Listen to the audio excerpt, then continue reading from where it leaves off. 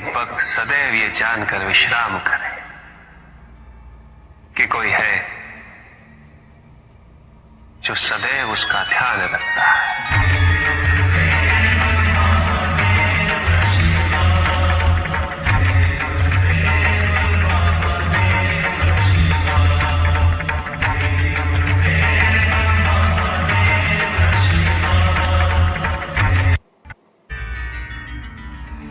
भक्त की भक्ति और उसकी श्रद्धा से प्रसन्न होगा।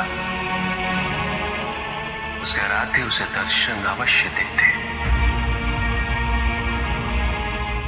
किंतु कब, किस रूप में और किस परिस्थिति में,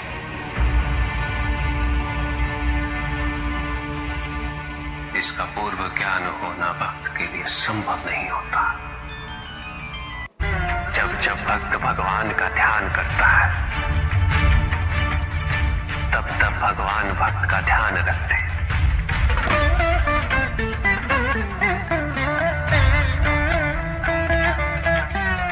किंतु जिस क्षण भक्त भगवान का ध्यान नहीं करता, तब भी भगवान भक्त का ध्यान रखते हैं। इसलिए तुम्हारा ये कथन उचित है नंदी। मैं व्यस्त हूं और मैं चिरंतन काल से लेकर चिरकाल तक व्यस्त रहूंगा।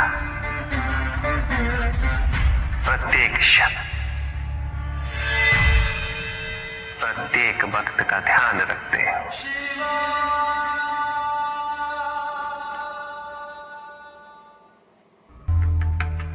जिसके कारण स्वार्थ, विनाश, क्रूरता, अशांति और भय में वृद्धि हो,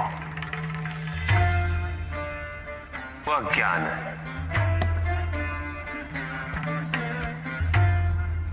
किंतु जो व्यक्ति को उदार, निर्भीक, सहनशील और विनम्र बनाए, वही ज्ञान है। अज्ञान की शक्तियां दुरुपयोग करने हेतु प्रेरित करती हैं,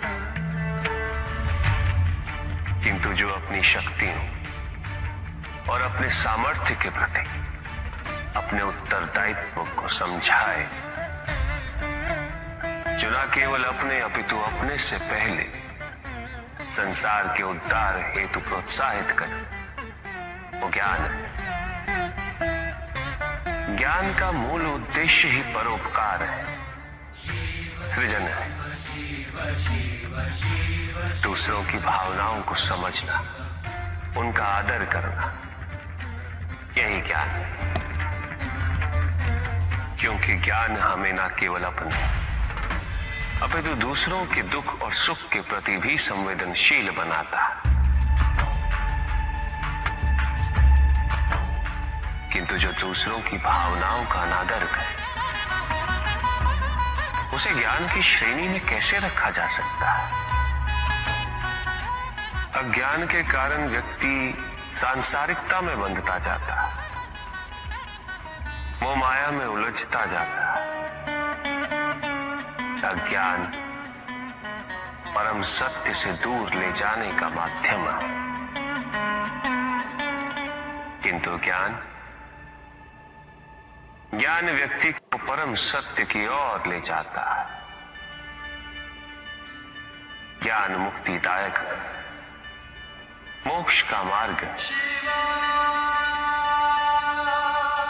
और इस मुक्तिदायक ज्ञान का सर्वोच्च रूप है आत्मज्ञान। और यही ज्ञान की पूर्णता भी है कि व्यक्ति अपने को समर्पित कर दे, छोड़ दे अहंकार को, तो ब्रह्म की इच्छा ही पूर्ण होती है, और अभी भी वही फलित हो रही है। ऐसा नहीं है कि हम उससे भिन्न फलित करा लेंगे, लेकिन व्यक्ति भिन्न फलित कराने में लड़ेंगे, टूटेंगे, नष्ट हो। कुछ भी सुनने और समझने के लिए मन का मौन रहना आवश्यक है। किंतु मन मौन रहना नहीं जानता। वो तो निरंतर कुछ ना कुछ कहता रहता। प्रतिपद शब्दों का आक्रमण चलता रहता है मन पर, और यही आक्रमण है जिसके कारण व्यक्ति